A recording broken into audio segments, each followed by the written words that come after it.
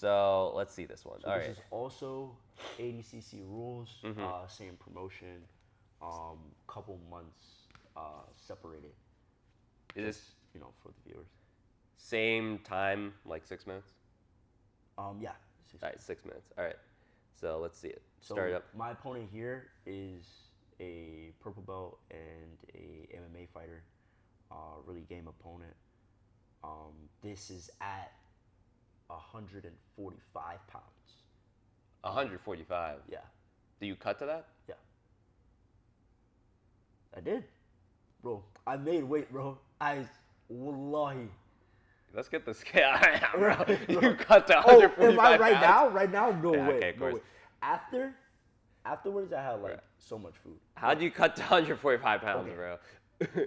I had a 5-pound allowance, so I made it Okay, like wait. juicy. But that's like right there. That's like You had a 5-pound allowance. That's if how. you What round it- what comp has a 5-pound allowance? bro. Just it's all right, bro. Just I don't know what's happening. I don't want to ask too many questions here. I'm just gonna get this going. bro, he's mad swole. Look at him, bro. That's well. He a big dude.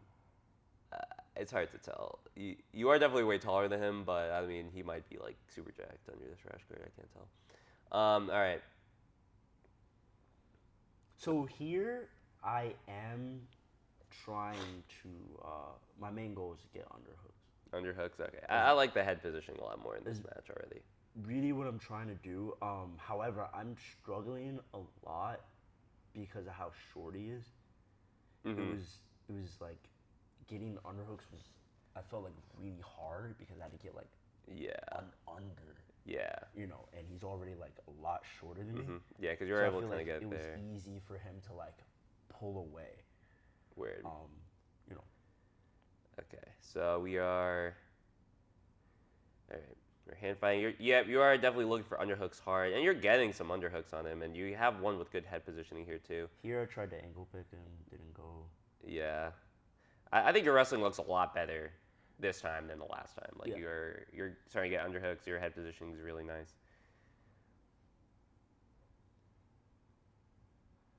And now you're backing out. Why do you feel you pulled out the underhook there? It wasn't a good like underhook. Yeah, I guess it wasn't super deep. He was starting like pull your arm in. Also, like I came into the match knowing I would have to wrestle because of my opponent.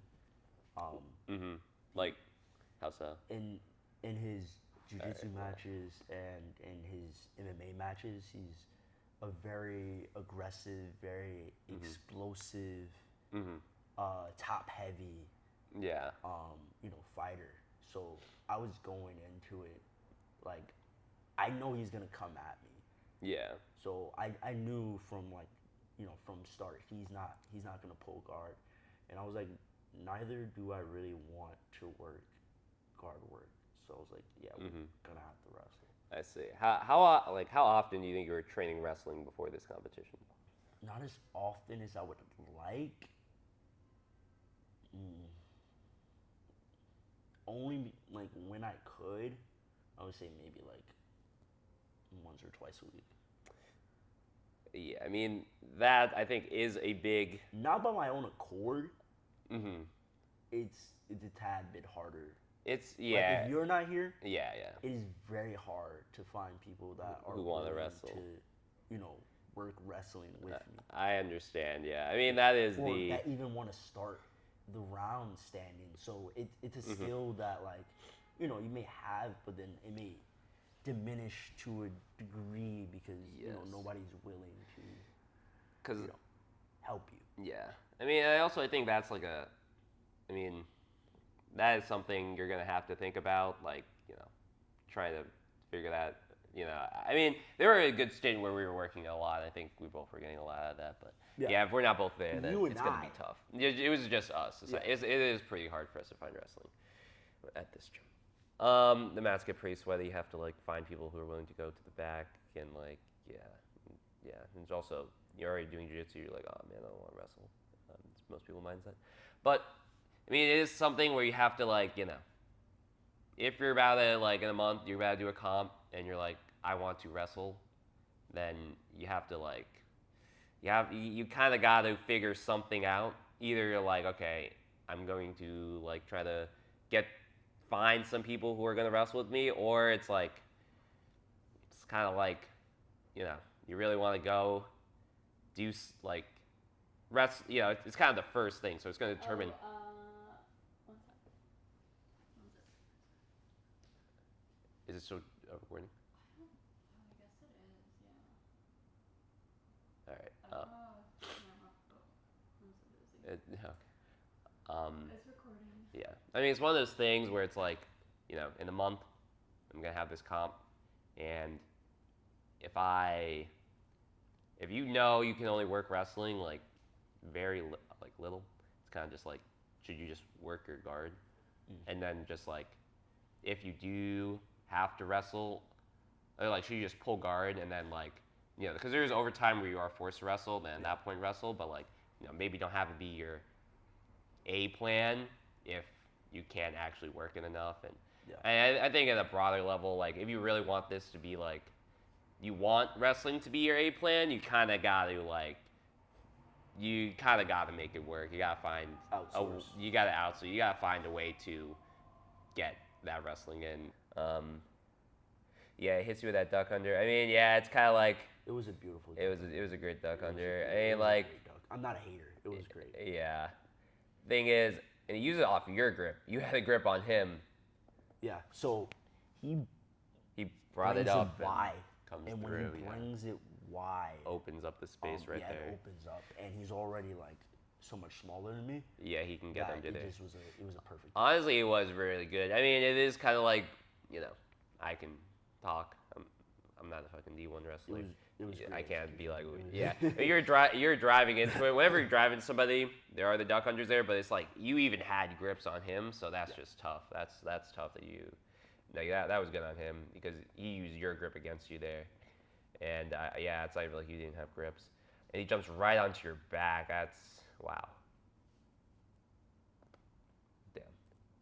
All right, so here, like I'm thinking like, damn, this is going horrible. This is exactly what I'm thinking. I'm like, this is bad. Like, can they see me? Do they? That's what you're thinking? Like, this is. Who are you bad. like? What do you mean? Can they see me? No, I'm just being. Okay. Bro, Okay. These guys on my back, bro. I'm like, we're like less than a minute in, maybe a minute in. Yeah, he's already jumped on onto my your back. back. Jumps on your back. I mean, honestly, like I can say, like I feel like you did overcommit to.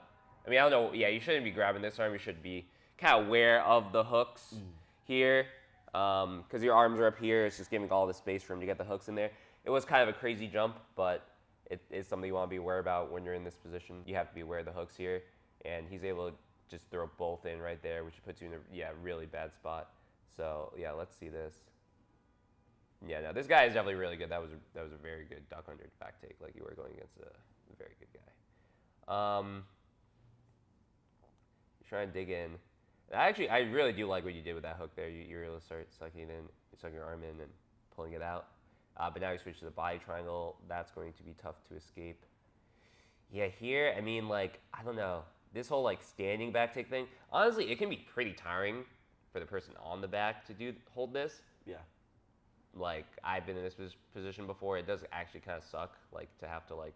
Carry your weight with, like, body triangle. Yeah, you have to really, like, really flex your legs and like make sure this hook is like behind and stuff, and yeah, that can be tiring. I don't know how it felt on you, but I can. Here, I'm just trying not to panic.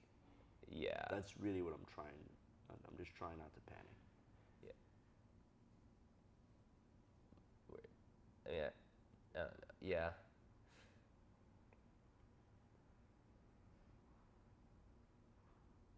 It was a little tiring, but not too much because he's not like a... Oh, nice. Wow, that was great. That was actually really good. Yeah, I mean, this is like, because I feel like, I mean, have you ever, like, how many times have you been in this position? Never. Yeah, right? I've, like, never in training, ever in Jiu-Jitsu, ever been, like, standing with somebody. Not in MMA. I've never experienced that. Yeah, you brought his arm around your head, and then you were able to just, like, bring your, you're able to start pulling him down. You're like, yeah, now you have height on him, and you're able to start like turning out. But yeah, that was really creative, and that was a good escape. I think that really worked out though. So yeah, now you're in a pretty good position, body lock. Like, what are you thinking right now? I'm thinking body lock pass, but honestly, I don't feel like I didn't commit. Yeah, 1 second. I didn't commit. I feel like if I really committed to the pass, like, okay, I want the pass, like, I feel like I would have got it. I mean, but do you work the body lock pass? You feel? Yes, I do. Weird. I feel like I worked Okay. it. All right. Weird. Just making sure. Yeah. Okay. You cover his knee. You force half guard here. That was a great. I mean, honestly, I think this guy. I don't know why. I don't know. This guy kind of extended his leg out. Honestly, I mean, I don't know why he would do that. Just kind of gave you half guard. Get like a butterfly hook or something. Yeah, he already had double butterflies, and he just kind of gave you that chest-to-chest half guard, which is interesting. But you're in a very good position. Yeah, here I think he gets an underhook. I see. Yeah, the reason he did that probably is because he's really comfortable from that half guard position right there. Yeah, I mean, I can't see, unfortunately, the side that he does get the underhook on, so I can't really say like how tight that was. Your underhook is. But something I think about, I think your underhook's pretty high on him from like where it looks like. Yeah, like I like to have that underhook. Like something I've noticed is just down by the hip. I feel like it's harder for them to pummel, like harder for them after they outbalance you to get underhooks and such. Because yeah, he's able. I think now he has an underhook after he bumped you forward, and now once he has this underhook, it's pretty tough for you. I think he has lockdown too. Yeah, it's lockdown. And yeah, I like to just control down by the hips. If you control the hips, can't get butterfly hooks in. They can't. Like, it's harder for them to get underhooks on you if you keep that tight. It's hard for them to off balance you in general. Yeah, I mean, I think that is definitely an area you could like do some rounds in, focus on. But yeah, now he's starting to put you in deep half guard. And yeah, he gets the sweep and comes on top. I mean, I can understand you, like, you kind of like electric chair there. You didn't want to get submitted. You kind of gave him the sweep. Yeah. Now arm triangle, yeah, you have to be careful. People couldn't even finish it from right here. Yeah, but he's trying to pass. So, yeah, he's able to get it. Oh, man. Yeah, I would say as soon as you're right here, I mean, I think you were being a little bit lazy with this arm. You really do want it being on his neck. Because, yeah, he gets that arm up right there. It's a pretty tough spot. It's going to be pretty hard for you to defend at this point. Yeah, so he's past his mount. And, yeah, from right here, he's trying to finish. Okay, yep. But, oh, that was a great escape. Yeah, no, that was a great escape. And now you're, shoot, you're almost on top. Yeah, so he still had Like the arm here. He still had the arm, yeah. So I had to go instantly right into like arm bar defense. Yeah, what I would say is when you're right here, you really want to shake him off. He's already falling off. Like you really want to start coming up to your feet, shaking him off. You can keep your arms tight, but try to get up to your feet so you can keep shaking him off. If you kind of just curled up into a ball right there, and makes you very easy to attack. Yeah, well, you're able to escape though, so that's pretty good. And I mean, this guy's definitely getting the better view in these exchanges, but you are getting some good escapes, and kind of like the opposite of your match, that'll happen in the no points period. Yeah. So if you could still turn this match around if you are able to score here. So let's see your guard passing. Here also, I feel like matter of fact, let's finish watching. Yeah, let's see it. Yeah, so here, I mean, I'd say big issue, like I can just see straight off the bat. When you're right here, I mean, it's about for inside position, you know what I mean? He's trying to get his feet in between your legs. You're trying to get usually a foot in the middle or both your feet to the outside. So I think you're too focused, like people say grip fighting, you're too focused on just holding his wrists. A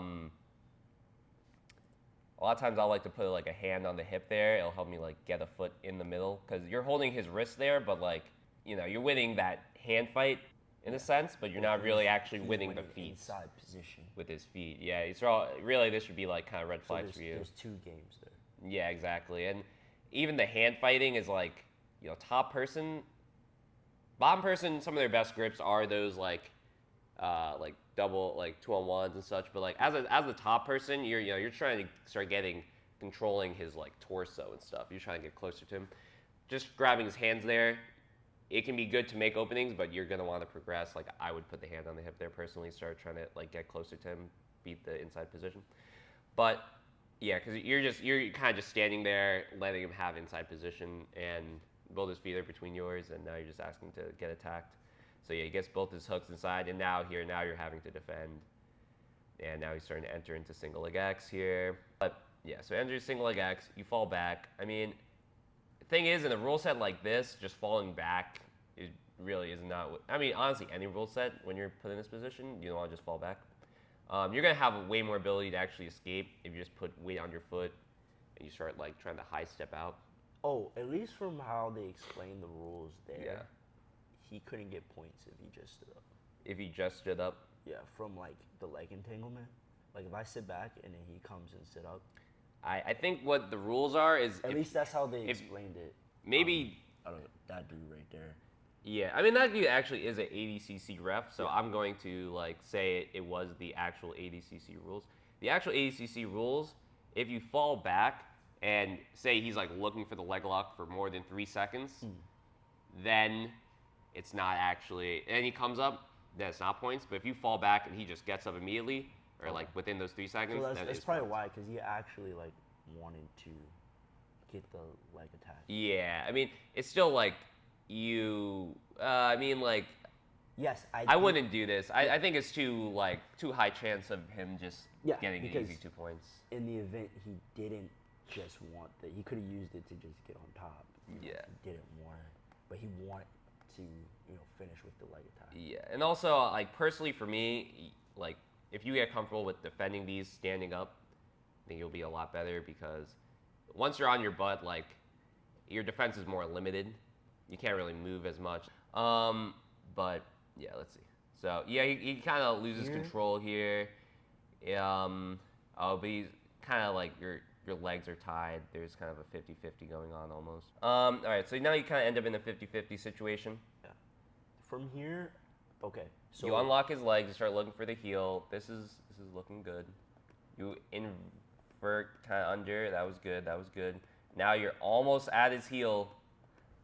I would say, no, that was good. You focused on continue to turn, and you were able to expose the heel there. Yeah, it looks like he slipped it out there immediately, so it wasn't really much you could. Yeah, and then he's able to escape. Yeah, he starts kicking you out. At this point, it's gonna be pretty tough. But because you were in that like leg entanglement shootout, I think it is kind of like if someone stands up here, there's no points, so that's good for you. And he's kind of looking for a calf slicer here. Wow. Yeah, he was going for a calf slicer. Yeah, I like how you're defending though. You're kind of like, creating space there. He stands up. That was good. Yeah. Yeah, I would say that is. So guard-wise, I think just like from here, it just looks like an idea of like I feel like there are a few like fundamental ideas in guard that general a lot of people just don't work.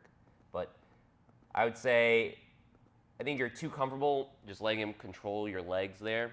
Like whenever you're in guard and you have like no connections, you really want to focus on trying to get like 2-on-1, start getting into actual guard. When he's just outside like that, this happens. He's able to pass around your legs.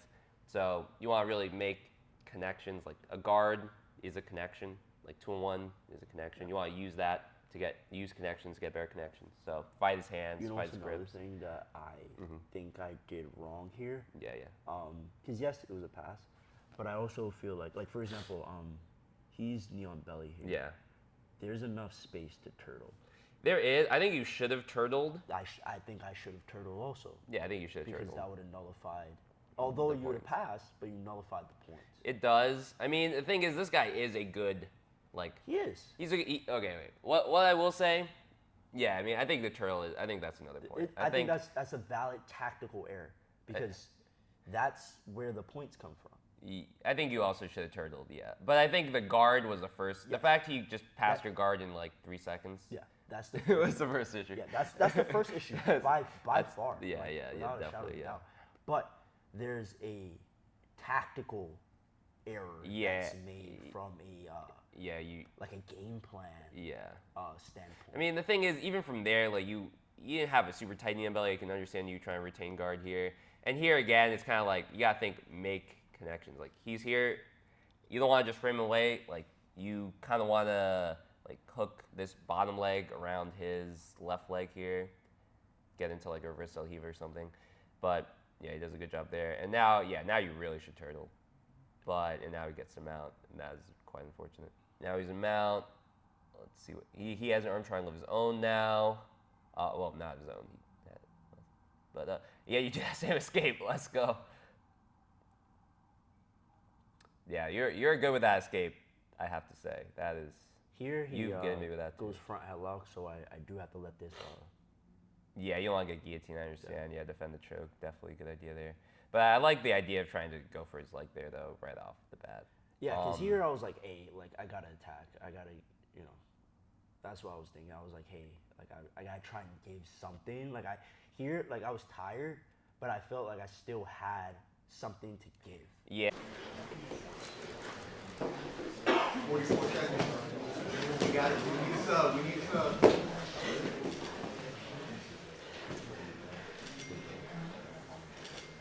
You got 30 seconds to win this dish.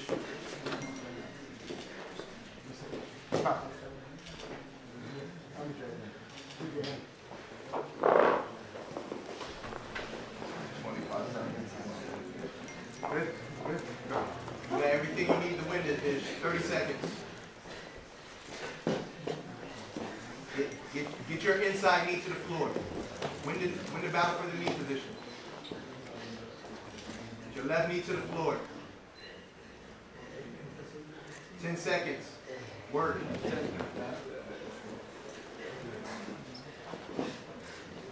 Break those grips. Time.